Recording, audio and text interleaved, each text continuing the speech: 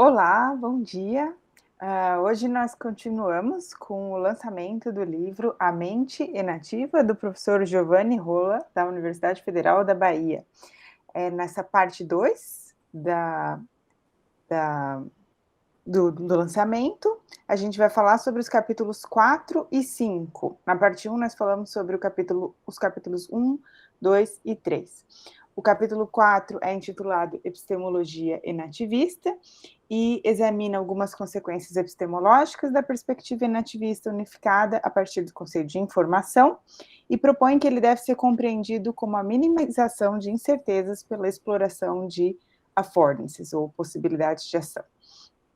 O capítulo 5, Realizando um Mundo, explora a ideia inativista de codeterminação entre organismo e mundo como uma terceira via capaz de evitar a dualidade entre realismo e idealismo nas ciências cognitivas. Na primeira parte, nós tivemos o comentário de Fernando Carlucci, Jefferson Huferman e Josi Sima, e hoje nós contamos com a participação do professor Ralph Bennell, apresentando e comentando o capítulo 4. O professor Ralph é professor do Departamento de Educação da PUC Rio, graduado em Filosofia pelas universidades de Stirling, na Escócia, e Berkeley, nos Estados Unidos.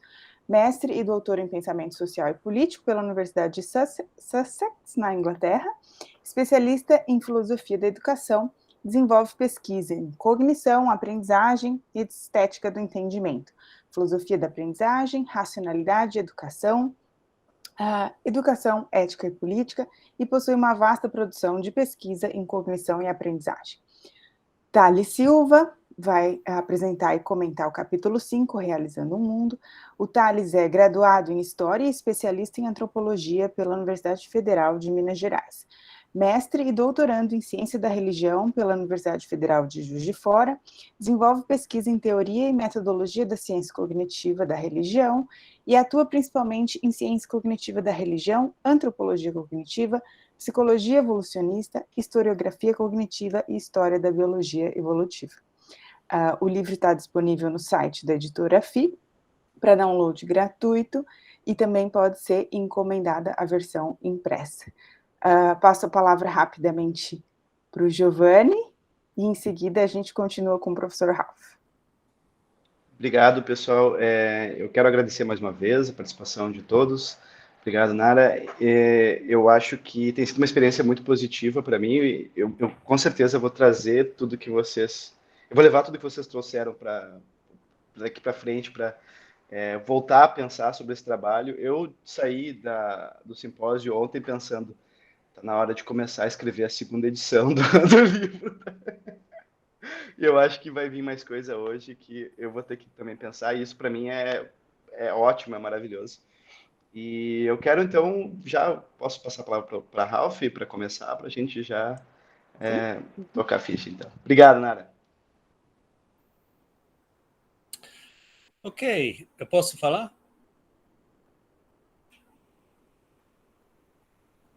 Eu posso falar? Pode. Sim. Ok. Eu não vou projetar nada, porque, infelizmente, eu não tive tempo para montar um data show, né? Eu vou falar só a partir de anotações que eu tenho aqui, né? Em primeiro lugar, gostaria de agradecer ao Giovanni imensamente por essa oportunidade, esse convite para falar sobre esse capítulo, embora talvez seja Jefferson a pessoa mais competente para falar sobre epistemologia, mas eu vou fazer o meu melhor. O que me atraiu para esse capítulo é o fato que, obviamente, a epistemologia tem muita importância na área de educação e filosofia de educação, né? Que trata a questão de conhecimento, né? E também tudo que está em volta da ideia de conhecimento. Mas antes de entrar no capítulo, eu quero voltar um pouco para alguma coisa no capítulo 1, se vocês me permitem, que ficou mais clara para mim na discussão de ontem, a importância disso, né? Porque Giovanni diz, nesse capítulo, e aliás, ao longo de todo o livro, que o organismo não precisa de representações, porque é capaz de explorar seu ambiente através de sua ação. Ok, sim, todos os organismos vivos, pelo menos, são capazes de fazer isso. Mas isso não responde à pergunta como eles fazem isso. Qual a forma do sentido que está produzido se não é semântica? Ou semântica, assim, se não é semântica, né? E esse problema eu vou chamar problema de sentido, né? Como explicar a produção de sentido sem representações? Isso eu acho que é um fio condutor que eu usei para interpretar o capítulo 4, né? No primeiro capítulo, Giovanni busca na autopoese, né, uma explicação de produção de sentido, que é muito promissor, eu acho, né? E aqui um dos conceitos centrais é o conceito de valência, positiva ou negativa, ou seja, atratores ou repelentes, que guiam o organismo em resposta aos estados do ambiente. A partir da análise de autopoese, organismos identificam aspectos do ambiente que vão facilitar ou prejudicar seu equilíbrio. Assim, produzem sentido através da sua atividade. Somente sistemas vivos produzem sentido nessa maneira, né? Porque o sistema é capaz de reconhecer o que é significante no seu ambiente e reage conforme as normas da ação também produzidas pela mesma atividade. Eu vejo isso como o cerne da questão, né? A pergunta para mim é: como organismos reconhecem e identificam coisas no seu ambiente, se isso não envolve representações ou sistemas semânticos de qualquer tipo, né? E isso me lembra a primeira vez que eu li Mind and Life, de Evan Thompson, quando chegamos a esse conceito de cognição, que se aplica até organismos unicelulares. Eu me lembro que eu e meu grupo de pesquisa tivemos uma enorme dificuldade de entender isso, né? Como um organismo unicelular e organismos sem sistemas nervosos, etc., podem ter capacidades cognitivas nesse sentido, né? É aqui que Giovanni afirma que, no primeiro capítulo, que para ele somente seres vivos podem ser considerados sense makers, né? Somente estas séries são capazes de produzir sentido. Mas a autopoese, por si só, não explica como isso acontece. Por isso, ele acrescenta os conceitos de adaptatividade e de autonomia desenvolvidos por De Paulo e colegas, né? No entanto, no final dessa sessão, no capítulo 1, Giovanni diz o seguinte, eu cito: os conceitos relacionados de autopoese, adaptividade e produção de sentido permitem-nos entender como sistemas biológicos acessam seus ambientes.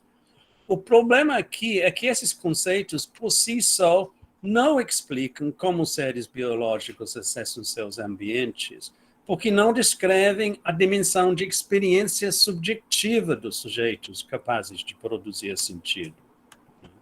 O problema não é tanto em descrever os mecanismos biológicos ou bioquímicos envolvidos nisso. Presumivelmente, eles são a base de toda essa capacidade de reconhecer, identificar, reagir ao ambiente, né? Mas tais processos bioquímicos não têm necessariamente nenhuma expressão na experiência subjetiva do organismo. Então, talvez esteja querendo coisas demais, mas dizer que o organismo faz sentido no seu ambiente, identificando aspectos dele e ajustando sua interação conforme a valência, especialmente quando acrescenta capacidade de adaptividade, deixa uma parte importante da explicação fora. Não achei no livro uma explicação desse problema, ou uma resposta a esse problema, que eu vou batizar o problema de produção de sentido.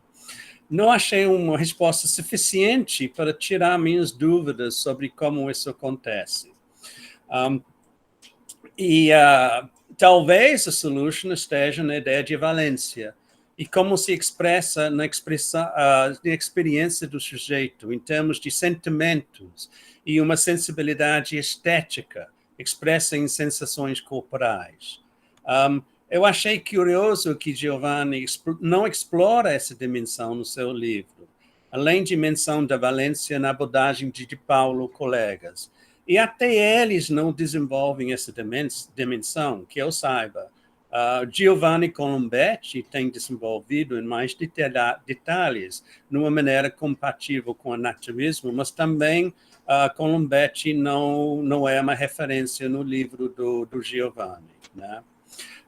Eu vou sugerir ao longo da minha fala que talvez, voltando para Dewey e extensão das ideias de Dewey e Mark Johnson, pode ajudar a preencher essa lacuna no arcabouço explicativo. Ok, agora o capítulo sobre epistemologia.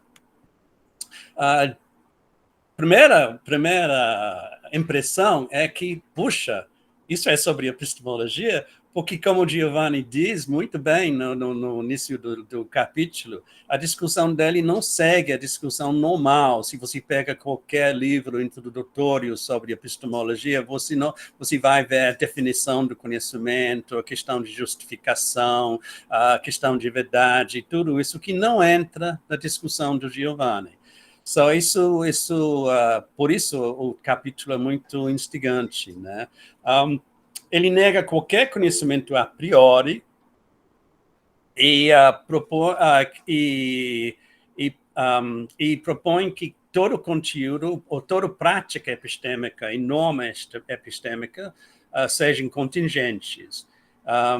Ele elabora uma epistemologia naturalizada, eu diria, né? Mas de uma maneira muito diferente do naturalismo do Quine e Goldman, etc. A única referência que eu posso lembrar de uma coisa parecida, mas não é a abordagem de Giovanni, é em Fredretsky, que tentou, no final do século passado, desenvolver uma teoria semântica da informação, segundo a qual a informação tem conteúdo proposicional. Para Dretske, conhecimento é uma crença produzida por informação. Além disso, a ênfase está no conhecer que, às vezes chamado de atitudes proposicionais, e uma exploração de crenças em termos de instanciação de estruturas neuronais que adquirem um papel de carregar informação. Mas, obviamente, sendo um cognitivista e uma representacionalista, Dretske não entra nessa discussão. Giovanni começa, portanto, com a questão de informação, né? Porque, segundo ele, é uma função de conhecimento de minimizar incertezas sobre o mundo.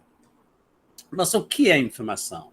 Se não envolve conteúdo representacional, podemos considerar algo que não tem conteúdo proposicional conhecimento? Eu vejo que um dos objetivos do capítulo é de responder a essa pergunta na afirmativa. É importante perceber que Giovanni não rejeita o conceito de informação como sendo epistemologicamente irrelevante, uma possível estratégia para cognitivistas, nem sua função em capturar estímulos do ambiente, mas tenta desenvolver uma concepção de informação não atrelada ao cognitivismo e representacionalismo. Claro, isso não quer dizer que conteúdo proposicional e semântico e a linguagem necessário para desenvolver tal conteúdo não tem nenhum papel na cognição superior humana. O que quer dizer é que a cognição básica não exige conteúdo proposicional e nem a cognição superior exige representações mentais, embora exija representações fora do sujeito, compartilhados na comunidade e práticas epistêmicas compartilhadas também. Né? Ok. Mas em humanos, mas em humanos, o processamento de informação gera sentido, mesmo no nível de baixo da semântica. Quando, em máquinas, por exemplo, isso não acontece. E isso é porque máquinas não se importam com o mundo.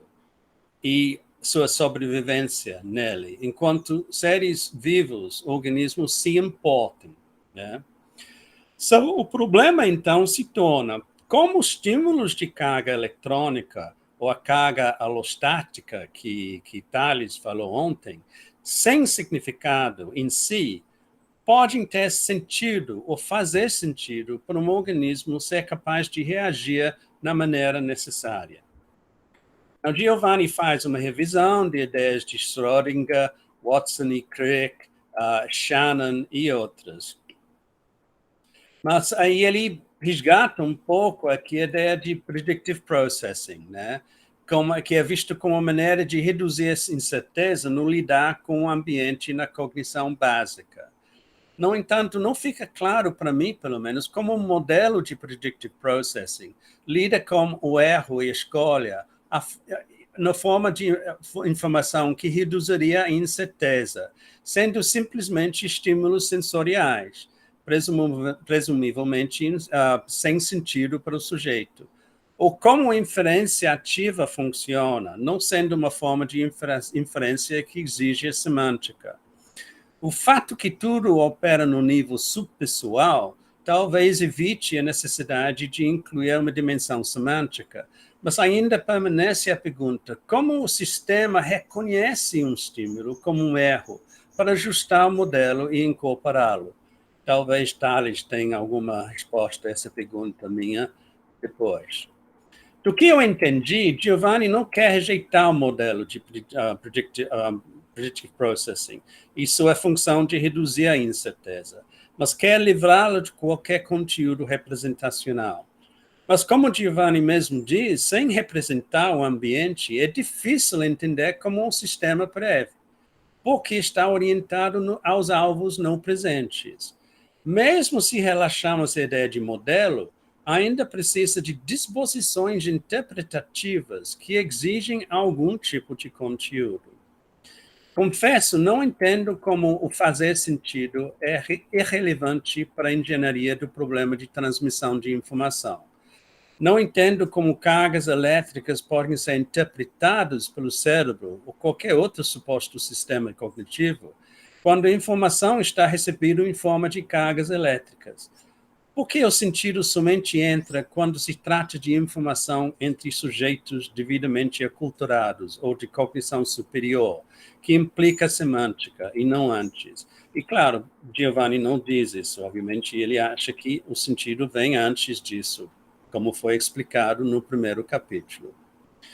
Giovanni aceita que a informação não precisa necessariamente ter conteúdo semântico e propõe uma noção de informação como covariação. Meu problema com essa noção é que somos nós, enquanto cientistas ou investigadores, que atribuem covariações na natureza, e não é a própria natureza que faz isso. Embora, como já falei, acho que organismos precisam atribuir sentido ao mundo. E eu pergunto se essa noção de covariação não viola o princípio de não reificar algo que podemos modelar ou computar, mas não está na própria natureza. Princípio esse defendido com tanta firmeza por Giovanni nos capítulos anteriores do livro. Giovanni também faz referência ao Gibson, que diz que conteúdo não é necessário porque a informação perceptual é direta e não comunicacional e, portanto, não precisando de interpretação.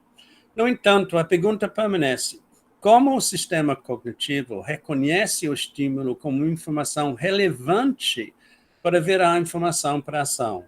Como é possível explorar estruturas do ambiente e reconhecer quais aspectos são variáveis e quais são invariáveis se não há sentido operando aqui? Confesso que sempre achei Gibson vago sobre o que é exatamente informação na sua teoria. A solução de Giovanni para esse problema é uma conexão tríplice entre informação para ação, informação covariante e informação Shannon. Meu problema com essa sugestão é o de que, mesmo se a guinada pragmática não exige representações, no sentido clássico do termo, não vejo como abrir mão de uma noção de fazer sentido, obviamente compreendidas em termos pragmáticos. E eu sei que Giovanni não abre mão de fazer sentido, esse é central a análise dele, mas eu estou tentando mostrar que eu não entendi muito bem uma conexão entre esse fazer sentido não semântico e os outros aspectos da sua análise, né?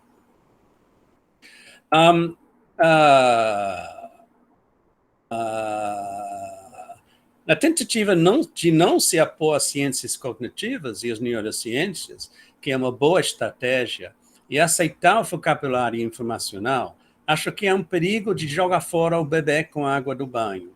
O próprio Giovanni diz que a aproximação de covariação com informação, nesse modelo tríplice, para ação, depende de como interpretamos a especificação que ocorre pela exploração de affordances. Mas não vejo como a distinção entre especificação geral e a especificação específica resolve o problema, porque ambos precisam ser interpretados. E como fazer isso se não tem conteúdo que faz sentido para o organismo? Giovanni diz que é contra a ideia de Gibson, que a informação perceptual é direta e não mediada, acarreta o problema de enfraquecer o argumento antirrepresentacionalista, avançado anteriormente no livro. Mas isso depende, claro, de qual tipo de antirrepresentacionalismo você quer defender, né? Se eu entendi bem, a percepção de informação que o Giovanni sugere, que ele chama de ecologia inativa, depende de estruturação prévia de habilidades sensório-motores, refinados suficientemente para escolher a ação mais apropriada num determinado contexto e, portanto, reduzir a incerteza. Mas acho que isso simplesmente empurra o problema para frente, porque o conhecimento disponível, necessário para a incerteza, é definido como o exercício bem-sucedido de habilidades sensório-motores, né? Não estamos presos num tipo de círculo aqui.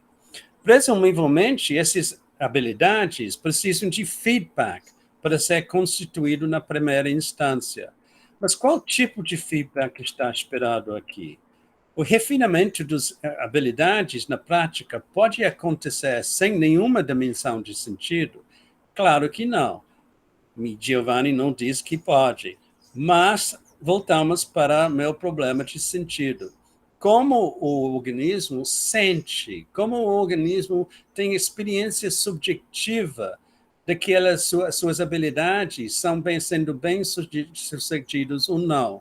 Porque, como o Giovanni mesmo diz, habilidade é um conceito normativo. Você pode exercitar as habilidades bem ou mal. E para saber disso, você tem que ter alguma sensação, alguma sensação, alguma coisa que mostra, que chama a sua atenção, mesmo sublineamente, que algo está errado, né? Ou tudo está indo corretamente, né? O exemplo de pugilista desenvolvendo habilidades sensorio-motores, como a chamada pera, não esclarece suficientemente o problema, porque ele já tem as capacidades semânticas para interpretar o que está fazendo, reconhecer seus erros e corrigi-los. Como o sujeito vai efetuar um conjunto complexo de ações sem nenhuma compreensão do que está fazendo? O treino está guiado para uma dimensão de reconhecimento do que deu certo e o que deu errado, para evitar a multitude de possíveis ações erradas. E a morfologia corporal não exclui todos, menos aqueles que são corretos. Como Giovanni mesmo diz, acertar depende não somente disso, mas também de um ambiente propício e instrutores guiando com explicações explícitas. Obviamente, ver a linguagem e usando conteúdo semântico, as ações do sujeito. E é interessante que o Giovanni rejeita a interpretação desse comportamento como meramente mecânico, porque necessariamente envolve crenças e instituições. Mas crenças e instituições têm conteúdo semântico. E o teste sugerido para testar a hipótese pressupõe que sujeitos já têm uma familiaridade com ações parecidas e, portanto, já desenvolveram habilidades sensoriomotores de base para determinar a melhor ação sem tantas tentativas que aqueles que têm pouco prática de tarefa base. Mas mesmo essas pessoas, no teste sugerido por Giovanni, têm alguma prática na tarefa base. Né? Claro, se queremos aceitar que organismos mais básicos também têm seus mecanismos de detectar informação no ambiente para reduzir a incerteza e manter seu equilíbrio, que é aceito sem nenhum problema, animais não humanos e outros seres vivos desse tipo. Então, temos que achar uma concepção de informação que não envolve a semântica, sem dúvida. Talvez a noção de sense-making de Paulo colega serve aqui, mas eu acho que precisa de mais elaboração, mais esclarecimento. Né? A sensibilidade ao seu nicho no ambiente é um fenômeno bem interessante. E essa discussão me lembra dos níveis de sentido que Dewey elabora, do que ele chama de feeling, sense e signification. Signification envolve a semântica e o simbolismo, mas os dois anteriores, filogeneticamente e ontogeneticamente, feeling e sense, não envolvem a semântica e o simbolismo. Né? Feeling é uma espécie de tom de uma experiência no pano de fundo que não tem nem referência, e menos ainda relações e propriedades, e sense é difuso, né? Mas sense também é difuso, mas com referente, mas ainda não tem propriedades e relações que só podem ser acrescentados à experiência quando você adquire linguagem no que Dewey chama de significação. Né? Esses dois anteriores seriam sentidos produzidos por uma sensibilidade estética e emocional, que não envolve a semântica ou mecanismos necessários para carregar conteúdo. Talvez uma chave para preencher essa lacuna na explicação aqui seja via emoções e sensibilidade estética, dimensões de sentido não mencionadas por Giovanni no seu livro. Talvez a discussão de codeterminação histórica do organismo e ambiente no capítulo 5 dá conta de explicar algum aspecto disso, mas eu vou deixar isso para detalhes. Né? O problema de sentido elaborado em cima não se levanta quando chega ao nível de cognição superior para Giovanni, porque esse nível pressupõe interpretação de símbolos, envolve, assim, habilidades para recuperação semântica. Giovanni termina essa primeira sessão como um mistério, que é elaborado por Dehane, né, se isso é pronúncia do nome dele, eu não sei, que não é para Giovanni misterioso, a saber, como nossos neurônios fazem sentido quando se juntam. A solução de Giovanni desse mistério é a de colocar a semântica fora da cabeça, o significado sendo destruído nas práticas compartilhadas e historicamente constituídas. Mas, como tentei sugerir, esse não resolve o problema de sentido no nível de processamento de informação, por dois motivos. Não todo sentido é semântico, e dois, não fica claro da exposição anterior no livro, especialmente sobre Hathor e Min. Eu confesso que eu não tenho um conhecimento profundo de Hathor e Min, isso pode ser meu problema, né? Não fica claro como o significado é distribuído em práticas epistêmicas compartilhadas e historicamente constituídas, numa maneira que permite a manipulação individual do sujeito a partir dos símbolos compartilhados, ou seja, como está internalizado pelo indivíduo. Certo? Só avisando que a gente está em 25 minutos. Então, eu vou terminar lá, eu tenho tanto sobre as outras 3 sessões do capítulo que eu achei fascinante, mas eu acho que o fio condutor, a ideia principal, espero que eu já passei, né? E, no certo sentido, eu repito algumas dessas considerações no resto do capítulo. E eu peço desculpas para tocar uma samba de uma nota só, mas isso, para mim, é o fio condutor da questão. E eu sei que Giovanni não nega isso, mas eu não vejo no dele, e também nem de Paulo e colegas, uma análise suficiente dessa dimensão. Só vou deixar aí. Obrigado, Giovanni. Adorei a leitura do livro, que eu vou fazer de novo mês que vem, assim que puder. Obrigado, Ralph. Oi, desculpa, Nara, eu nem esperei você me apresentar e me chamar, desculpa.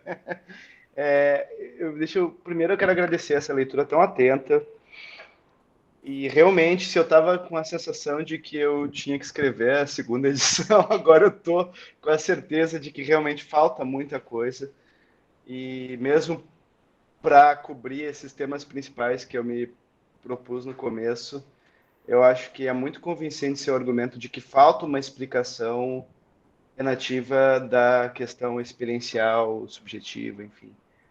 E que já existe na literatura, mas que eu não abordo no livro. Então, realmente, eu vou voltar ao trabalho da Giovanna Colombetti, porque eu acho que o caminho para fechar essa lacuna é pensar mesmo a questão de valência, né? E como essa questão de valência orienta o reforço de certas, né, de certas ações, né, digamos assim, reforça certos hábitos e permite se afastar de outras ações que vão ter resultados negativos.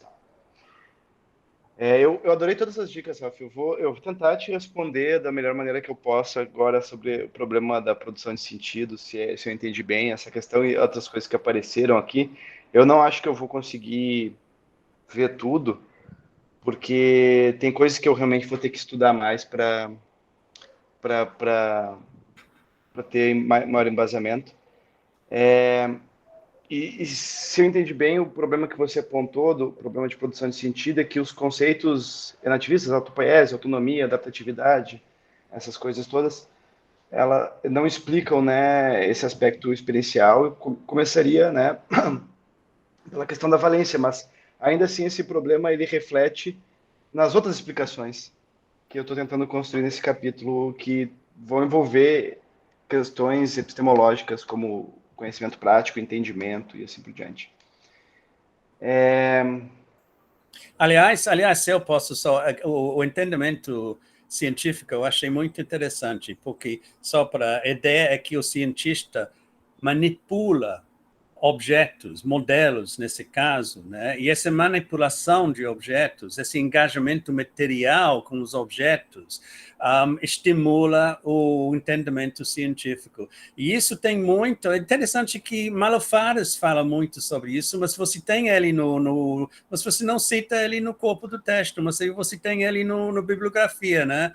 E ele fala exatamente sobre isso, como a manipulação de coisas ajuda. E tem em educação agora, tem muito trabalho agora sobre a aprendizagem corporal, e como isso é importante no processo de aprendizagem do aluno. Eu achei isso super interessante também. Legal. O Malafares, ele aparece no capítulo 3, quando eu estou discutindo a estratégia nativista de explicar a cognição superior. Eu acho que ali tem muito material para lidar com isso.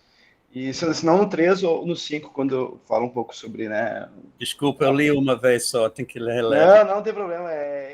Eu acho que essa é uma referência riquíssima para pensar o entendimento científico. Era parte do trabalho que eu e Felipe Novaes fizemos há uns 2 anos, se não me engano. Era exatamente nesse sentido de explorar, e foram algumas ideias que eu expandi um pouco ali nessa sessão sobre entendimento. Mas, de novo, né, falta explicar com maior clareza essa questão da produção de sentido, que ela tem que perpassar esse nível mais básico de cognição e estar presente na cognição superior, enfim, cognição socioculturalmente distribuída, que eu acho que é melhor um pouco do que falar em cognição superior. Hoje eu já penso isso, né, embora no livro eu use bastante. Pois é, só mais uma referência, o Dewey, num lugar, diz que até o maior filósofo está guiado no seu raciocínio conclusões pelas suas emoções. Eu acho que... Bom, eu acho que isso explica a nossa... Eu tenho certeza que parte substancial do nosso aprendizado, na nossa facilidade de reproduzir padrões, é a sensação, inclusive, que uma sensação que é socialmente distribuída, né? De prazer quando a gente acerta. E de alguma valência negativa quando a gente erra, né? E isso é muito difícil de simular. Existem tentativas de simular isso com alguns modelos de inteligência artificial, mas é claro, a gente precisa de poucas exposições, em alguns casos, para aprender e reconhecer um padrão E é e dar difícil a até, resposta certa. e é difícil até descrever. É uma coisa tão comum em nossas vidas, mas descrever isso é muito difícil, né? Sim. Eu acho que isso é uma questão que eu vou. Como eu disse, eu já estou convencido de que faltam coisas importantes. Como eu trabalho maniacamente sobre as coisas que eu já trabalhei antes e continuo trabalhando, eu acho que eu vou ter que voltar ao livro e inserir algumas coisas e ampliar a partir das nossas discussões aqui. Eu ia comentar uma coisa que ficou um pouco no ar eu acho, por culpa minha no capítulo. Esse, inclusive, é um capítulo que ele parte de considerações que já surgiram à época de um artigo que eu escrevi com o Eros de Carvalho, né, que foi meu orientador no mestrado, doutorado, meu amigo Eros. E na época, né, a gente tinha uma visão sobre relacionar a noção de informação renativista radical, que é de covariação, e você apresentou uma excelente objeção com respeito a essa noção. E a noção de informação de Gibson e também a noção de minimização de certeza. Eu acho que isso é uma ideia interessante para explicar como um organismo parte de, enfim, uma certa gama de possibilidades de ação que ele tem naquele ambiente e seleciona aquelas que dão certo de acordo com as performances e reitera essas performances do passado. De novo, acho que você está certo em dizer que aí a questão da valência é importantíssima. A questão da emoção, a sensação de ter acertado é importante para reforçar como faz essa eliminação de possíveis ações para ter aquele resultado desejado. Porque não é apenas, né, uma ação com resultado, é uma ação com resultado e isso gera um feedback, esse acoplamento gera um feedback de que, bom, a coisa foi feita da maneira certa. E uma coisa que eu deixei, talvez um pouco, não explorei em mais detalhes no livro, é a questão do processamento preditivo. Porque eu acho que os autores que estão trabalhando com processamento preditivo, eles estão lidando com esse mesmo tipo de assunto, mas com um framework, inclusive, mais matemático, mais difícil de colocar, né? Mas eu acho que a ideia é a mesma. O problema é como você vai interpretar aqueles formalismos todos e que interpretação você coloca vai ter certos tons ou subtons internalistas ali de que o cérebro está só prevendo como as coisas vão acontecer e está corrigindo os erros e assim por diante. O caminho que eu acho para evitar esse tipo de leitura internalista é a codeterminação histórica, né, entre sujeito e é uma coisa que parece bastante agora no último capítulo, que eu tenho certeza que o Thales vai chamar atenção para isso, que vem das discussões que Nara e eu tivemos naquele nosso artigo, que foi também um prazer de escrever.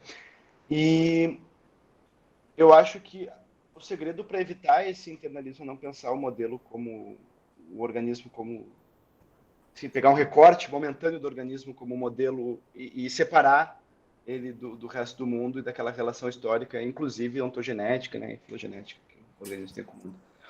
Isso é uma coisa que eu posso também explorar mais na eventual reescrita desse capítulo, deixar mais claro isso, porque as objeções que você coloca sobre minimização de certeza e processamento preditivo, eu acho que elas podem ser atenuadas assim nessa linha de raciocínio.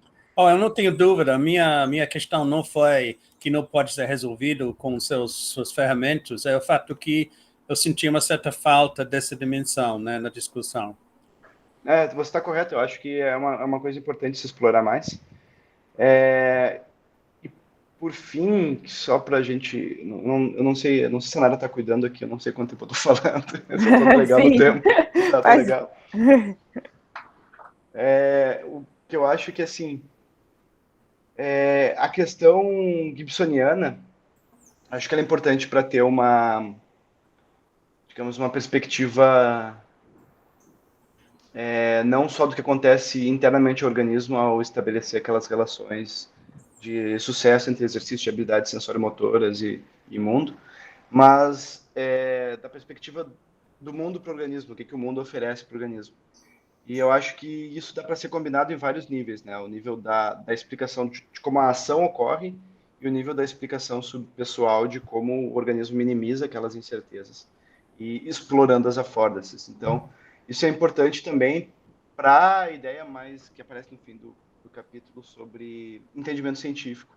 Eu acho que entendimento científico em certa medida, exatamente isso. Você minimizar as incertezas ao manipular aqueles modelos e ver como esses modelos oferecem certas possibilidades de intervenção e manipulação do mundo, né? Do modelo pro Mas mundo. com relação aos modelos, minha pergunta, que eu vou mandar para você meus comentários, mas minha pergunta era se são necessários ou suficientes. Ou seja, se o modelo é suficiente para o entendimento científico, e mesmo se é necessário, se você não pode avançar no entendimento científico sem a manipulação de modelos.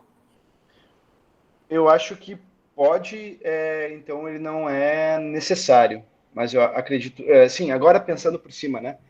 Eu acho que não seria necessário, é uma marca distintiva, mas eu não acho que dá para dizer que é necessário, porque você vai ter alguns casos muito atípicos de experimentos de pensamento, que não são exatamente modelos, a não ser que a gente interprete experimentos mentais de uma maneira mais... Eu pensei na descoberta do double helix, de Watson e Crick, nessa coisa, que eles manipularam aquele modelo, mas mesmo assim eu peguei isso de Wikipedia, só pode ser completamente errado, gente, né? Mas eu li que eles só manipularam, na maneira que eles manipularam os modelos, depois de um professor visitante americano diz que os textbooks de química, na época, a configuração dos moléculas de hélio e etc. foram descritos erroneamente. E isso deu clique para eles manipularam aquelas imagens do Frickson, né, para desenvolver a ideia, descobrir a ideia do double helix. So, no certo sentido, incorpora a manipulação de modelo, claramente, mas inclui outro elemento, que é esse conhecimento que alguma coisa na base estava errado.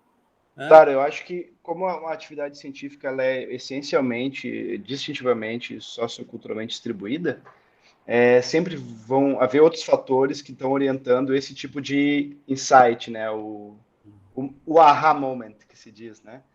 E, com certeza, nesse sentido, você vai ter mais coisas em atuação que vão ser necessárias para o entendimento científico. Mas por que eu acho que a manipulação bem-sucedida é suficiente para dar entendimento? Ela pode não ser necessária porque você tem aqueles outros casos atípicos. Eu acho que eu descrevo no livro sobre o experimento mental de Galileu, né?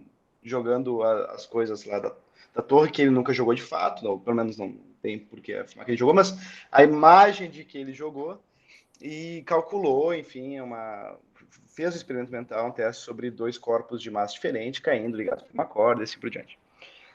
Então, a ideia aqui é um experimento mental, não é um modelo de fato, mas funcionou para gerar algum entendimento. Eu acho que isso é um ponto que mostra que, bom, nem sempre você vai ter entendimento científico orientado por modelos. Mas, de qualquer forma, quando você tem uma intervenção bem sucedida do modelo, eu acho que você tem todo o elemento ali necessário para a geração de entendimento científico. Ajuda não somente o cientista, mas o aluno a aprender. O aluno, eu acho que exatamente, eu acho que tem uma expressão que em inglês que eu nunca consigo traduzir, que é tinkering, né? Que é ficar mexendo na coisa. Isso serve muito bem para o modelo, o modelo físico, né? O modelo, por exemplo, o exemplo clássico é o modelo do sistema solar, né? Futricar é excelente, Jeff. Isso, Jefferson. Perfeita a tradução, obrigado. Modelo clássico por exemplo, modelo astronômico, mexendo você entende como funcionam as órbitas do planeta, futricando. Mas eu acho que nos casos mais complicados, talvez algo semelhante, ou pelo menos muito próximo, assim, também também funciona quando você está rodando certas simulações e está mexendo, bom, se botar essa variável aqui, o que acontece? Se mudar aqui, o que acontece? E essa constante é tal. Assim. Gallagher e Lindgren têm um artigo sobre isso, né? A manipulação do corpo para entender a gravidade com crianças de 7 a 11 anos. É muito interessante. Que legal, eu não conhecia, vou procurar, que legal, interessante. Eu acho que eu deixei passar muitas coisas com o que você disse. Não, por favor, vamos em frente. Eu vou mandar para você. Me mande. Eu acho que a gente vai continuar conversando sobre tudo isso ainda por um tempo. A gente, enfim, você apontou várias coisas muito boas. Eu quero explorar melhor a questão de Dewey, que, embora ele apareça lá no começo, eu não tinha pensado nessa divisão entre feeling, sense, significado para o significante, né? Para pensar como complementar essa questão experiencial que eu deixei passar, né? Deixei essa lacuna aí no texto. Obrigado, Ralf. Eu vou ter que pensar sobre tudo isso com cuidado e explorar mais. Com calma. Eu adorei. Eu acho que seu livro é primoroso. É uma contribuição, como foi dito ontem, vai apresentar tudo isso a uma geração de alunos de graduação e pós-graduação em português, que é o que faltava, né? Eu achei muito interessante. Obrigado. Isso me toca muito. Obrigado. Muito bom, muito obrigada. A gente prossegue agora com o Thales Silva, apresentando e comentando o capítulo 5, Realizando um Mundo. Thales, passo a palavra para você. Obrigado, Nara. Obrigado pelo convite, viu, gente? Eu vou só compartilhar, porque eu vou tentar fazer o impossível de tanto apresentar o capítulo quanto comentar. Então, é uma união daquilo que o Jefferson fez, um comentário que extrapola, com aquilo que o Fernando realizou. E se eles conseguirem tempos cravados, imagina que eu vou conseguir, né? Mas eu fiz um cálculo rápido aqui, supostamente eu chego a 22 minutos, tá? Mas deixa eu só antes de você começar, pode ficar tranquilo que como você está fechando hoje, acho que a gente pode ir até mais além. Eu acho que você pode extrapolar um pouquinho, aí não fica tranquilo com isso, não esquente a cabeça com o tempo. Legal, então. Eu vou tentar não exagerar demais também, até porque eu estou mais interessado aqui, como eu posso dizer, em citar algumas reflexões, né? Vocês estão vendo a apresentação inteira? Sim. Ela está passando, né? Se eu fizer assim, perfeito. Né? Uhum. Ótimo.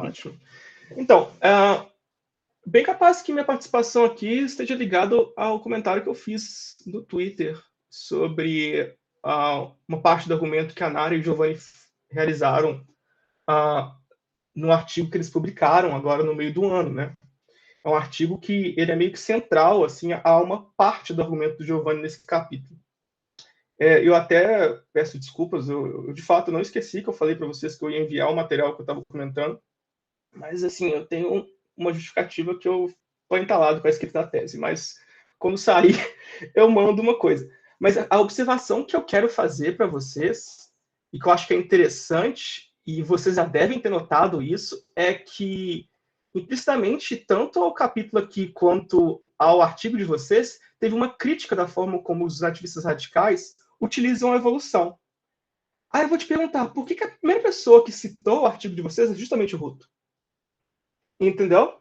Então, eu vou mostrar aqui depois, eu vou incitar que nesse ponto, o relativismo unificado do Giovanni, ele deixa de ser radical quanto que ele estava sendo até mais ou menos o 4º capítulo. E eu acho que é por causa de uma aproximação que ele quer ter com um programa empírico, que ele quer ter com os dados científicos, e aí ele corre um risco, na minha percepção, de ficar vacilando vamos falar assim, na coerência da forma como os outros também vacilaram, no sentido de que ele não fala nada errado, mas ele perde um pouco o ímpeto do argumento, e isso acaba meio que mascando o fluxo da radicalidade. Porque o que eu acredito, e em consoante com o artigo que vocês tomaram conhecimento, que chama Autopoiesis in Evolution, The Role of Organisms in Natural Drift, né? Eu acredito que o que deveria ter sido feito é uma reconstituição de toda a noção de evolução e seleção, sabe? Igual o artigo fez. Mas então, Ao longo do capítulo, Giovanni explora a ideia de codeterminação entre sujeito e mundo e como ela se localizaria dentro do atual cenário de discussão na biologia evolutiva. Para o Giovanni, essa questão então é central, porque ela vai permitir que a versão unificada de ativismo que ele está, né, defendendo forneça uma alternativa lógica e coerente, mas também empiricamente sustentável, tanto para o realismo quanto o idealismo científico-cognitivo tradicional. Tá? Por quê? Porque esses posicionamentos eles aceitam a ideia de predeterminação, seja ela do mundo ou da mente, que é abertamente rejeitado, ou pelo menos deveria ser, pela concepção nativista de cognição. Né? Então, a primeira parte. O Giovanni volta, né, no The Body Mind e nota que o livro introduz 2 pontos que parecem ter sido pouco explorados pelos teóricos da área. Né? O primeiro é a rejeição científico-cognitiva de uma dualidade entre realismo e idealismo, e o segundo é a noção supostamente propriamente nativista de evolução, que originalmente teve o nome de deriva natural. Tá? E, em poucas palavras, os motivos que o Giovanni vê que levaram os autores do Embodied Mind a recusar esse tipo de dualidade foi uma interpretação literal, né, da ideia que os organismos realizam ou constroem seus mundos, né, por meio da ação, que é uma ideia que o Giovanni vai nos contar, né, precisa ainda ser acompanhado de uma explicação de como o mundo e a mente se especificariam e codeterminariam, fornecida tanto em uma dimensão evolutiva quanto autogenética.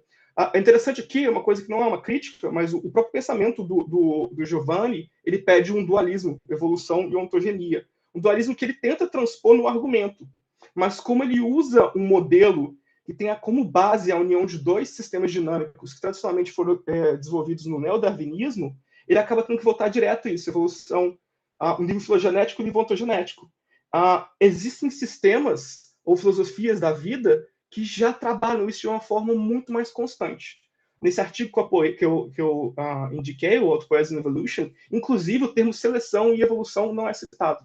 História e ontogenia. Tudo vira uma coisa só, até porque essa discussão, né, de que a ontogenia nada mais é do que trazer o filogenético para o desenvolvimento presente. Então, na verdade, tudo é um processo ontogenético. Eu vou tentar explicar isso melhor, mas, de novo, isso não é uma crítica, é um posicionamento paralelo que existe, que talvez se o Giovanni tivesse adotado, na minha perspectiva, ele teria perdido base empírica, mas teria ganhado uma certa elegância teórica. Então, nas ciências cognitivas tradicionais, o Giovanni nos conta, o posicionamento realista ele tende a assumir que existe algo como um mundo lá fora, tá? E que esse mundo seria acessado ou recuperado por meio da cognição.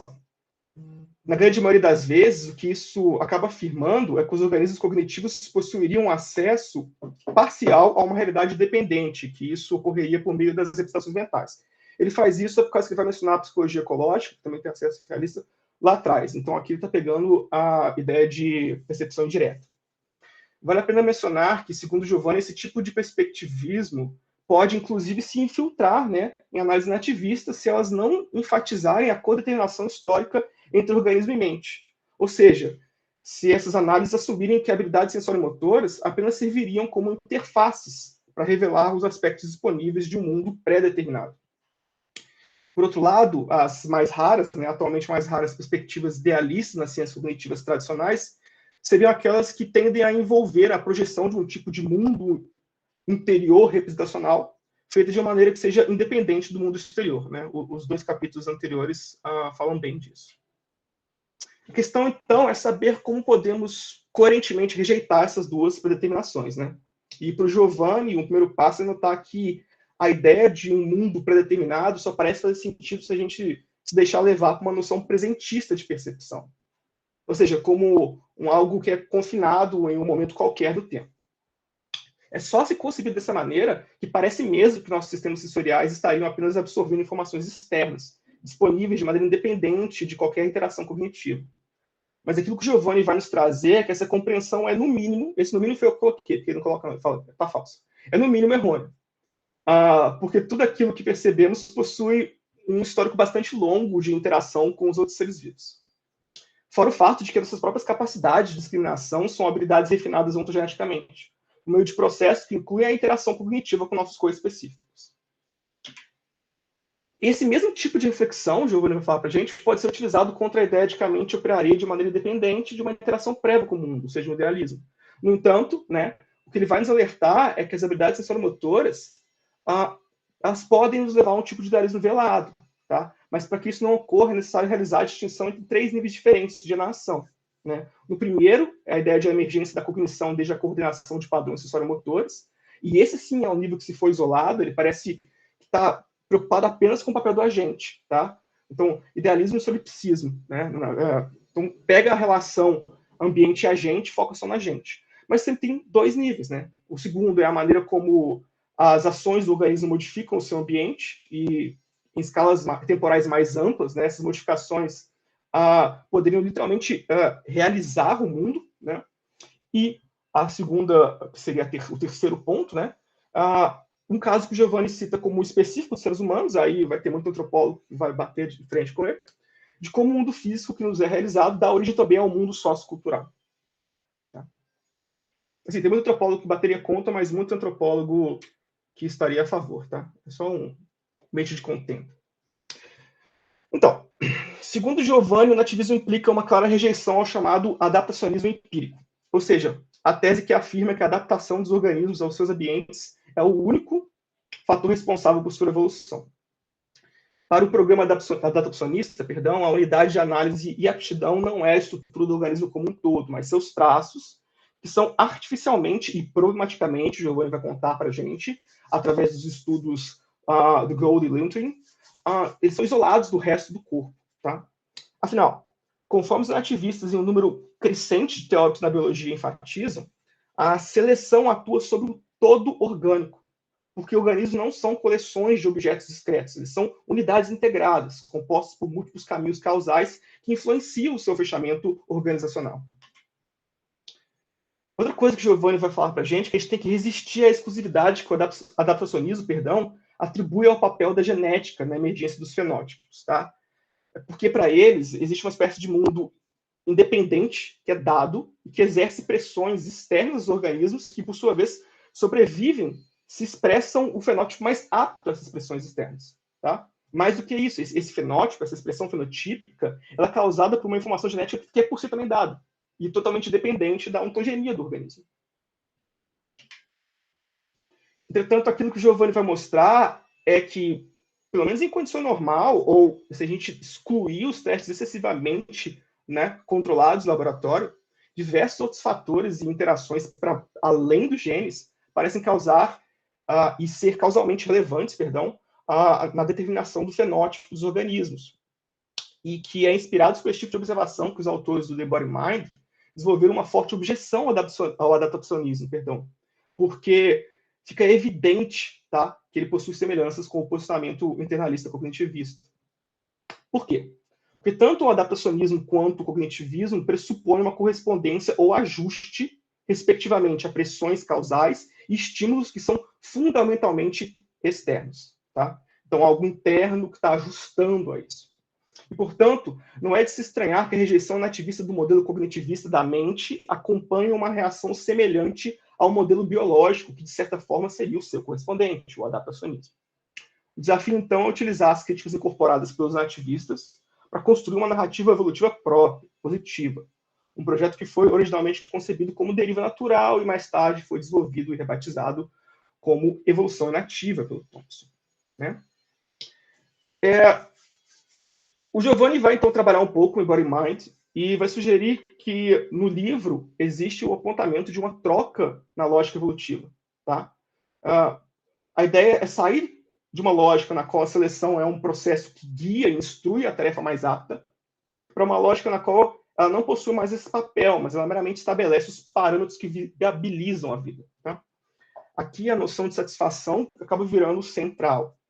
Ela representa o processo no meio do qual os recursos viáveis de acoplamento estruturais são desencadeados, sem que isso implica a especificação do organismo mais apto ao meio, mas apenas os parâmetros que viabilizam a sua automanutenção.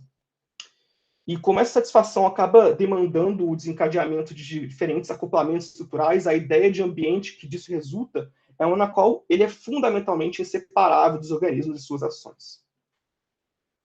Para Giovanni, é aqui que surge um problema notável, e o meu primeiro problema notável com o Giovanni, não é um problema, é uma observação. Porque a deriva natural trata a seleção como algo que meramente conserva aquilo que é biologicamente viável, Isso acaba por deixar os mecanismos por trás dos processos evolucionários sem uma especificação clara. Ainda a autopoiese parece não ser capaz de explicar sozinha como os seres vivos poderiam, de certa forma, avaliar, né, os desdobramentos de seus atos e, portanto, antecipar potenciais perturbações entrópicas, ou seja, as perdas de viabilidade como sistemas termodinamicamente abertos que são. É somente então, com a introdução da noção de adaptatividade, que as variações morfológicas e fenotípicas dos organismos podem ser entendidas como algo a mais do que as meras variações genéticas internas aos parâmetros de viabilidade estabelecidos pela seleção. Afinal, a própria exploração dinâmica e automonitorado dos acoplamentos organismo-ambiente disponíveis aos seres vivos ocasionam modificações em sua estrutura e desenvolvimento. Então, assim, tem um espelhamento muito bom com a termodinâmica e a teoria da complexidade ambiental. Essa ideia de que a complexidade, vamos dizer assim, interna aos sistemas autopoéticos, elas acompanham a complexidade externa do ambiente no qual eles vivem, do seu nicho. Então, existem trocas dinâmicas que acontecem entre essas complexidades, meu gato, de maneira a permitir que esse sistema viole a segunda lei da termodinâmica, né? Ou seja, mantém o equilíbrio termodinâmico local e evita a dissipação termodinâmica global, que é algo também que encaixa com a ideia de predição ou antecipação do capítulo anterior. Com isso em mente, aquilo que a evolução nativa irá fazer é ampliar essa noção com base na incorporação de alguns elementos vindos da teoria dos sistemas desenvolvimentais. Para essa teoria, a unidade de evolução é a totalidade do sistema em desenvolvimento, durante ciclos de vida que necessariamente envolvem a troca de matéria e energia entre organismos. De novo, conforme os sistemas termodinamicamente abertos que são. E o meio que esse sistema habita. Aquilo que, então, é evolutivamente herdado não vai ser reduzido a elementos endógenos, mas vai incluir também os ambientes exógenos estruturados, uma vez que o organismo e o ambiente constroem-se um ao outro no desenvolvimento e na evolução. Tá, então aí que é o ponto. Para o Giovanni, essa ideia é promissora, mas ela é vaga, e além disso desperta duas preocupações. A deriva natural, ela herda, ou parece herdar, a teleologia imanente que acompanha o inativismo autopoético, e com isso ela acaba sugerindo que os seres vivos possuem acesso à finalidade do direcionamento da sua própria evolução, que é falso. E a evolução nativa precisa ainda fornecer uma explicação de como as variações ontogênicas seriam herdadas, sem que com isso ela se comprometa com algum tipo de discurso lamarquista disfarçado. Aquilo que o Giovanni vai, então, nos sugerir é que a narrativa que ele, até então, desenvolveu precisa ser complementada pela teoria da construção de nicho. O meu ponto aqui, e eu vou desenvolver ele melhor quando eu escrever o meu comentário sobre o artigo da Nara e de Giovanni, é que quando o Giovanni começou a falar da teoria do sistema de desenvolvimento, eu achei que ele justamente solucionar a questão que eu levantei e só trabalhar a noção dela de construção de nicho. Mas não, talvez ele tenha se limitado à leitura que o Thompson e que o Oyama estão trabalhando ali entre 2000 e 2007, viu que aquela leitura está muito vaga e fala, eu preciso da noção de construção de nicho. Só que o que eu quero falar é que, de certa forma, isso é falso. Por quê? O Giovanni estava em mente uma noção mais tradicional de evolução e uma noção de seleção. E o que ele vai querer fazer aqui durante o capítulo é injetar uma ideia de ação, ok? De capacidade individual, só que essa ideia ela não vai romper com o dogma da biologia molecular. O Giovanni não vai conseguir romper, ele cita que o sistema de desenvolvimento tentam fazer isso, mas depois não trabalha. A ideia de que o gene ele só tem uma expressão lateral. O que o Giovanni vai trazer para a gente, que é uma coisa que eu acho que ele notou, é que a construção de nicho ela cria mais complicações para a transcrição entre o RNA mitocondrial e as proteínas. Ou seja, o que vai ser criado é complicação e variabilidade entre o genótipo e o fenótipo, mas não internamente ao genótipo. Tá? Isso permite que o quê? Que gente como o Ruto vá lá e fala, então, isso tudo que ele falou, e ele disse que vai contra a nossa noção mais tradicional de evolução, bem, então, isso tudo a gente aceita. Por quê? Porque o que ele está falando ali nada mais é que o organismo, dentro do seu morfoespaço, dentro do seu espaço de possibilidades epigenéticas, o epigenetic landscape, ele caminha ativamente. mas ele não constrói, perdão, o próprio Genetic Landscape. Por que a ideia que eu vou trazer para vocês aqui é que a construção de nicho, ela faz uma coisa que o Giovanni nota e menciona, mas ela iguala as características, tá? Vamos falar assim, estruturais de todos os organismos para fazer pressão contra as características do ambiente. E por que ela faz isso? Porque originalmente o que ela vai fazer é acoplar dois sistemas dinâmicos que eram desacoplados. Essa noção de que o ambiente é externo e os organismos são determinados pelo ambiente e por características internas. E aí, quando isso é acoplado, isso normalmente daria um peso bem maior para o ambiente. Mas a ideia é que agora, o que a galera da construção de nicho está fazendo é tentar atribuir pesos iguais. Só que com isso, eles acabam também atribuindo pesos iguais ao quê? A população. Porque o que define a construção de nicho é a população. Só que o que a autopoiese vai mostrar para a gente, é uma coisa que os outros trabalhos do Giovanni, os artigos também mostram, é que a população, por mais que idealmente em modelos elas têm características muito semelhantes, igual ele mostra, fenotípicas, genotípicas e inclusive morfológicas, essas diferenças na Umwelt, no ambiente de criação, às vezes são suficientes para poder expressar diferenças de construção de nicho. Inclusive, é o que levou gente como Tim Ingold a recusar a criação de nicho e ir em caminho da noção de sistema de desenvolvimento. E é inclusive isso que acontece no artigo de autopoiese e evolução, recentemente, acho que na Adaptive Behavior, entendeu? E isso acaba recusando a ideia de seleção. Isso acaba recusando a ideia de seleção de nicho. Tudo que existe é ambiente autogênico. Isso é interessante que se aproxima muito daquilo que o Kemeiro já está falando em Radical Embodied Cognitive Science, no qual ele pega essa mesma ideia de complexidade ambiental que eu falei do Peter Goffrey-Smith e mostra que o engajamento de indivíduos com a complexidade, ele é muito atrelado, ele é muito apertadinho e ele é dado individualmente. O que acontece depois é um engajamento indivíduo-meio com o outro indivíduo com seu meio, e não um engajamento população-meio, tá? Que acaba sendo executado aqui pela construção de nicho. De novo, o Giovanni escapa disso com uma leitura que ele faz da construção de nicho. Mas essa leitura é a leitura que ele faz, não é a leitura da construção de nicho. Ele reconhece isso em certos pontos, tá, gente? Então, assim, não é um erro, por isso que eu falei. Mas existe, vamos falar assim, esse fantasma aí no fundo. Inclusive, é um fantasma que, no fundo, como ele não vai, por exemplo, liberar a carga genética, de poder absorver, por exemplo, a capacidades, habilidades de construção de nicho, ele não vai liberar que isso pode ser tratado como um efeito Baldwin. O nicho nada mais é do que uma capacidade cuja, vamos falar assim, a performatividade original está no gene, é modificada pela variabilidade genética, ok? Mas que então o organismo vai moldando o nicho, vai navegando pelo seu epigenetic landscape, mas é só quando a pressão de seleção natural atuar sobre essa navegação é que isso vai ser incorporado, essa habilidade. Então você diminui a capacidade de performatividade, mas não elimina. Muito parecido com as noções que o cognitivismo e a nova guarda fazem com a representação. Você diminui a capacidade, coloca ela para ser muito mais performática, muito mais variada, mas ela continua lá. Essa que é a quebra que eu sinto na harmonia do texto do Giovanni, mas, de novo, isso não é uma crítica, isso é uma observação. Então, a codeterminação histórica entre organismo e ambiente é algo que, mais precisamente, é explorado pela TCM, né? A teoria da construção de nicho.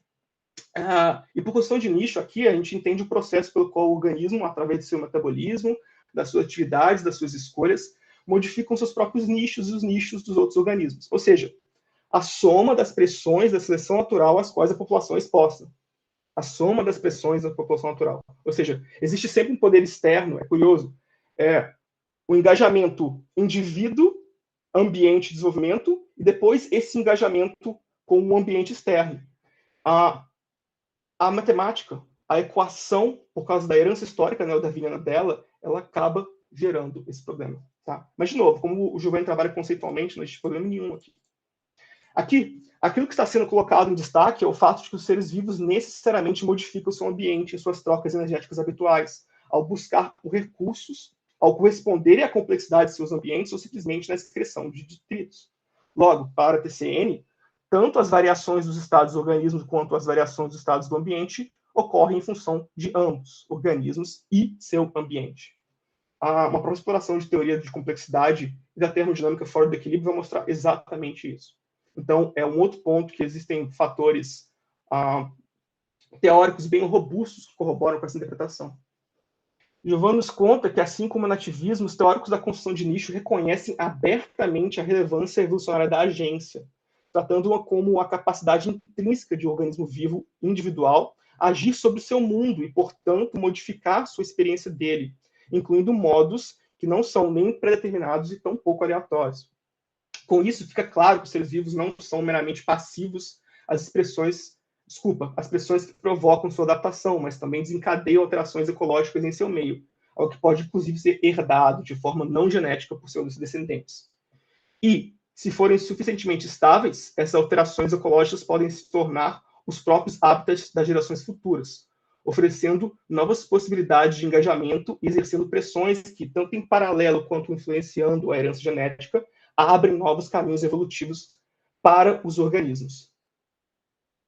Ainda, e se distanciando dos perigos de uma teleologia imanente, o direcionamento evolutivo concebido pelos teóricos da construção de nicho é congruente e integrado ao próprio fenótipo dos organismos, e, portanto, apenas fracamente teleológico. Ou seja, em grande convergência com o nativismo unificado do Giovanni, é a morfologia e as habilidades dos seres vivos que determina como e quais os nichos seriam construídos por eles. Tá? Novamente, aqui a gente não está falando de uma eventualidade ou algo que, de vez em quando, impacta a seleção dos organismos, mas de um processo geral e pervasivo, que, em um sentido mais geral, que o Giovanni acredita que é difícil ser capturado cientificamente, mas que eu acredito que, na verdade, os modelos da termodinâmica e da complexidade capturam muito bem, é um fato inescapável desses fenômenos de aparente violação temporária da segunda lei da termodinâmica, que a gente chama de vida. Tá? O meu único ponto aqui é voltar a essa observação. Leyland e todos os outros, até bem recentemente, coisa 19, que é o último artigo que ele está citando, o que eles estão fazendo é confiar na ideia de que o fenótipo, o genótipo, ok? E o comportamento interativo dos organismos, por várias questões, social, por aí vai, ele tende a ser semelhante o suficiente para garantir que as interações individuais que os organismos fazem com o meio, elas sejam, de certa forma, sincronizadas.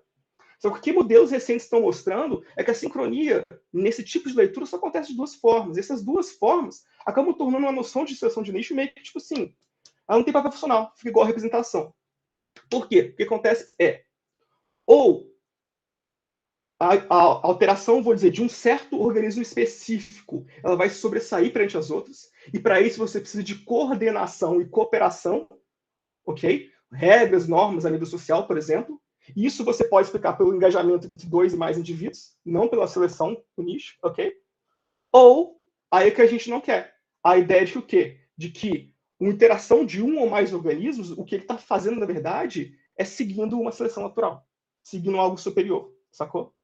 A ideia a ser explorada, na minha opinião, é tomada as devidas proporções, porque existe um problema aqui em aceitar o sistema de desenvolvimento e acabar caindo numa paridade muito grande, que vai levar a gente a noções que eu acho que o Giovanni teria muito problema, como teoria de Gaia, né, como noção de organismo autopoético estendido, até mesmo começar a usar autopoese para além do nível molecular, que é uma coisa que, se ele quiser seguir Maturana, ele não faria, é que evolução nada mais é do que o desenvolvimento.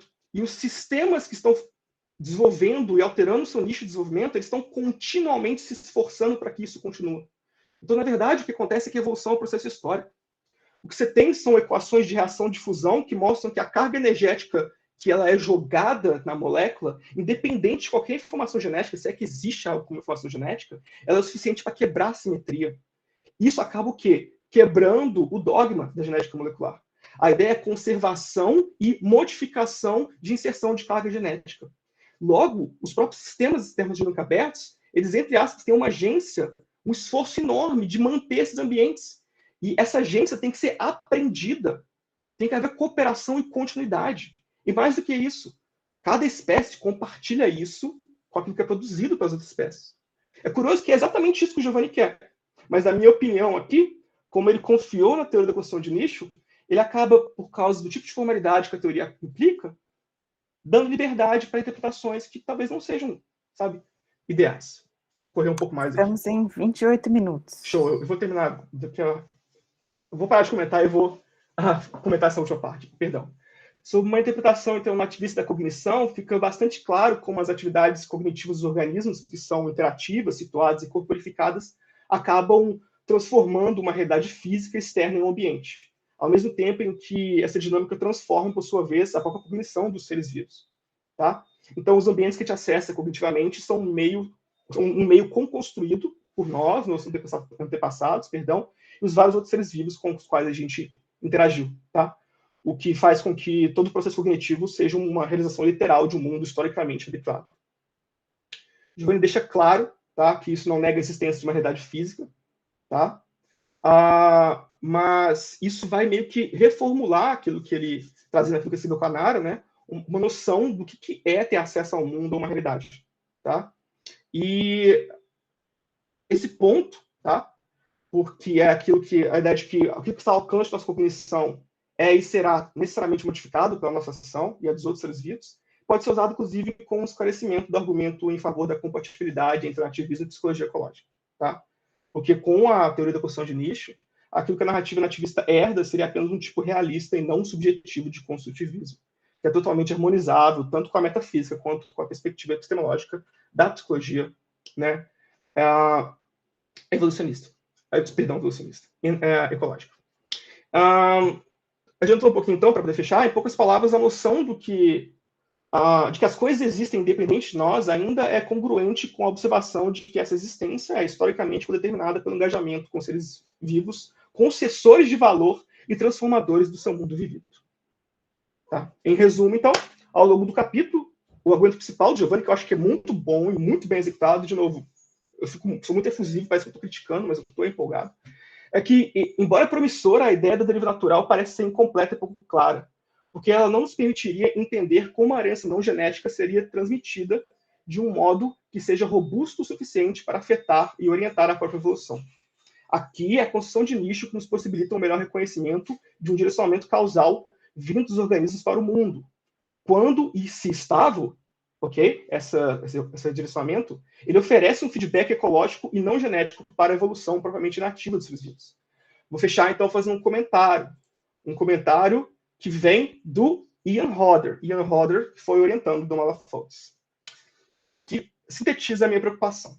Ele fala assim: The concept of niche construction brings evolutionary approaches closer to the entanglement as we define here. Ele está falando do engajamento material. Here, the notion of niche, unfortunately, remains rather passive, a background to change, rather than engaging with the dialectical tensions between all the dependencies and codependencies within the full realm of entanglement. There remains the potential, however, for exploring the ways in which an evolutionary approach can truly contribute to understanding the transformations of entanglements in life. E eu acho que é exatamente aí que o Giovanni para. Ele nos traz o caminho, coloca um pé lá dentro, mas ele não avança o resto. É isso aí. Obrigada, Thales. Vou passar a palavra para o Giovanni. Obrigado, Thales. Ótimo, eu não me dei conta de que eu não estava sendo radical o suficiente, embora eu tente, em alguns pontos, como já foi apontado aqui, eu me afasto um pouco do nativismo radical do Rutemin, mas eu ainda acho que é a minha principal influência no nativismo vem do trabalho deles. Eu acho interessante a ideia de que eu não me radicalizei o suficiente e que esse seria um ponto para ser explorado melhor. Muito obrigado pela reconstrução, eu acho que são vários comentários teus que eu vou querer ver nesse seu artigo em comentário. O artigo com a Nara, eu acho que você já apontou várias coisas aqui e também nos comentários que a gente trocou no Twitter sobre questões interessantes. Uma explicação que eu acho que não fica, né, às vezes não fica transparente no material escrito, mas é da ordem subjetiva que eu acho que é importante. E quando eu e Nara estávamos escrevendo no nosso artigo, eu estava lendo Susan Oyama para entender melhor as questões do The Embodied Mind, e depois de submeter e publicado, eu continuei lendo e eu fiquei tremendamente maravilhado por aquele livro. Mas eu tinha uma sensação muito angustiante lendo aquele livro, que parece que apesar de ser brilhante a ideia e a retórica dele é linda, parece que a gente vai para um ponto que não se concretiza.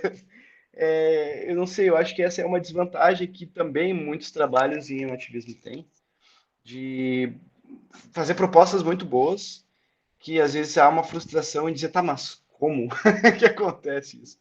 E eu entendo que, claro, eu já li a segunda edição, né? Não li o original de 85, só de 2000. Mas eu entendo como tem muitas outras referências que eu não fui buscar depois, que podem ser melhores para esse ponto. Eu até vou querer, depois que você me mande, por onde que eu posso continuar essa leitura. Eu vi que você comentou aqui, mas para eu ler os comentários, comentou na tablet, fica difícil, depois eu leio. E outra questão que também aconteceu naquela altura do artigo, e eu acho que eu aprofundei mais com outros textos que eu fui lendo com o tempo aqui, que eu e Nara notamos é que, nossa, os caras da construção de nicho estão falando basicamente sobre nativismo com outro vocabulário, então já existia em alguns poucos textos que a gente já tinha lido e procurado assim extensivamente, algumas aproximações aqui e ali, o texto do Werner, que eu comentei também mais cedo no livro, mas a gente não tinha visto, era uma questão um pouco de frustração. Nossa, como é que ninguém, é uma perplexidade, como é que ninguém explicitamente apontou isso? Então a gente teve, acho que a gente foi muito feliz de fazer isso, de apontar essa aproximação e tentar destrinchar ela, e foi também um pouco que eu estava fazendo aqui com outro viés e destacando outros posicionamentos filosóficos meus que eu acho que a Nara não vai ter.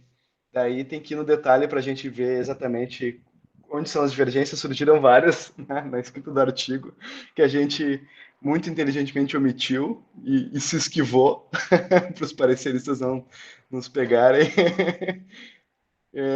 Por mim pode, Nara, porque eu vou ser sincero, eu acho que tem várias observações aí, Thales, que eu não vou conseguir responder, acho que talvez nenhuma delas inteligentemente agora, porque eu tenho que estudar mais sobre essas coisas. Eu acho que isso também, a exemplo de todas as outras conversas que a gente teve aqui, fico muito lisonjeado com todas as leituras atentas. Eu gostaria da gente poder trabalhar com isso no futuro. Eu acho que, para mim, seria assim, excelente a gente trocar uma ideia para continuar daqui para frente com essas ideias que tu apontou. Eu baixei o artigo já que você mencionou que saiu em julho desse ano.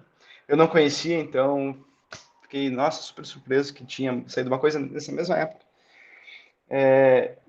Enfim, eu estou esperando sua resposta. Eu vou ler sobre essas coisas e eu vou pensar cuidadosamente sobre o que você disse para poder te responder melhor. Mas, de qualquer forma, muito obrigado pela apresentação, pelas sugestões. Eu acho que você tocou em vários pontos que eu vou ter que voltar a ler no futuro. E eu vou apreciar muito a tua expertise nisso para a gente desenvolver uma continuidade. Eu passo a palavra para a Nara agora. Eu queria falar, na verdade, eu estou desde ontem querendo participar do debate. Será que eu falo? Será que eu fico quieta? É o problema de ser mediador, né? Minha função não é essa aqui. Mas, enfim, Agora como pode. meu nome aparece mais nessa, acho que faz mais sentido, né? Thales, muito obrigada também, enfim, porque acho que uma parte desse projeto eu estou envolvida, né? E acho que a gente concorda em muitos pontos, e acho que tem uma questão de foco e objetivo aí que a gente teve que optar para ter o resultado que a gente teve no capítulo, né?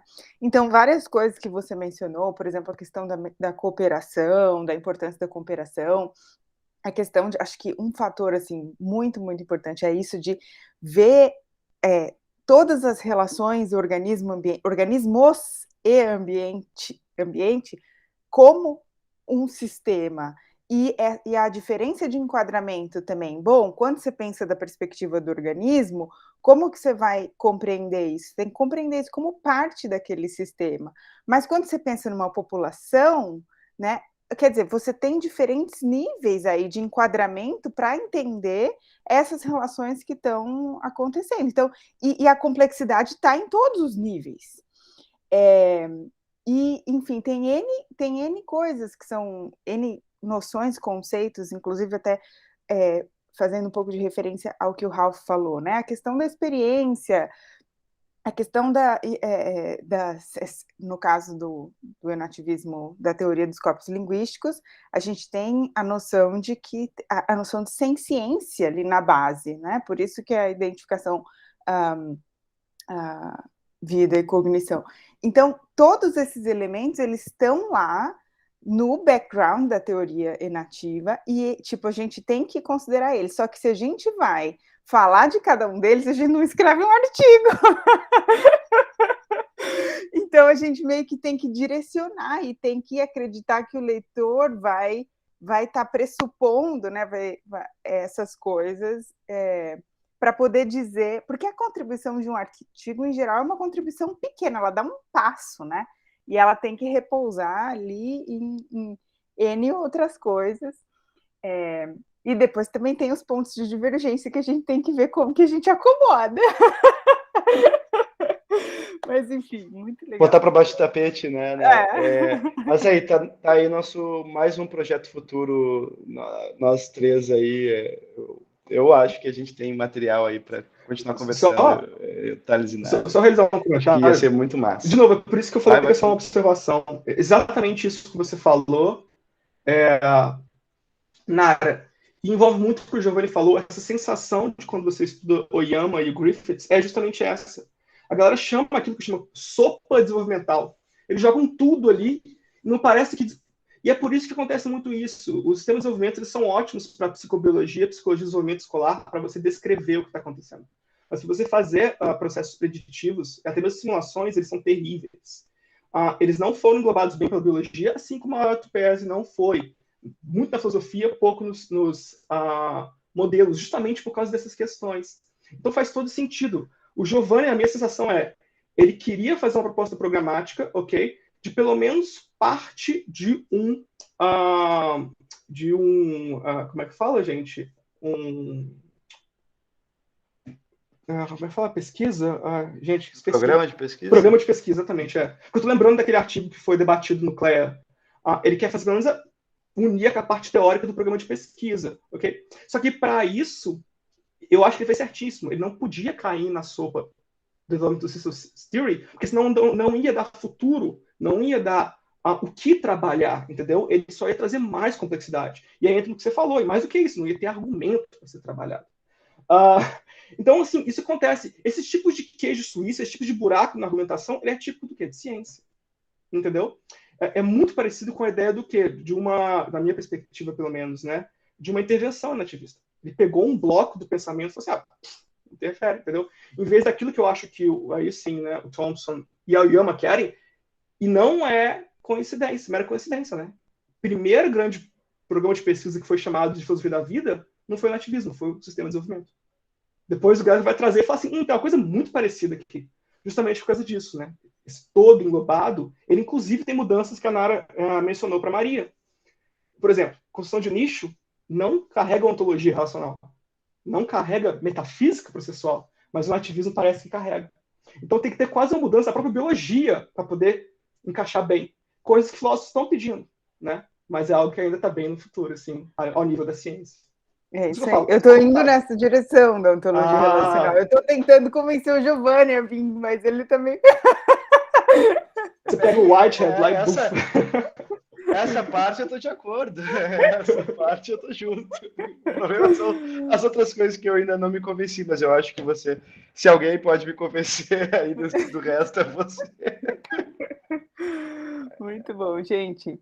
Acho que a gente encerra com chave de ouro, então, esse lançamento. Fiquei muito feliz de fazer parte disso e muito obrigada a todos. E parabéns imensamente, Giovanni, pela sua produção. Enfim, Obrigado. A gente tem que ter muito orgulho da nossa produção aqui no Brasil. E é isso aí. Você quer falar mais alguma coisa?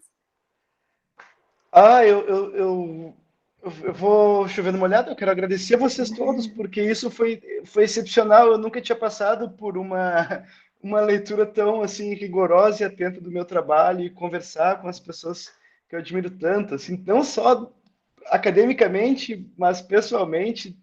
E ter vocês aqui, a dedicação de vocês significou tanto para mim. Enfim, foi uma experiência maravilhosa. E eu tenho certeza que abriram vários caminhos aqui para explorar no futuro. E, enfim, foi ótimo e muito obrigado mais uma vez. Espero que tenha valido a pena para vocês também. Muito bom. Eu encerro a gravação agora e peço para vocês aguardarem um minutinho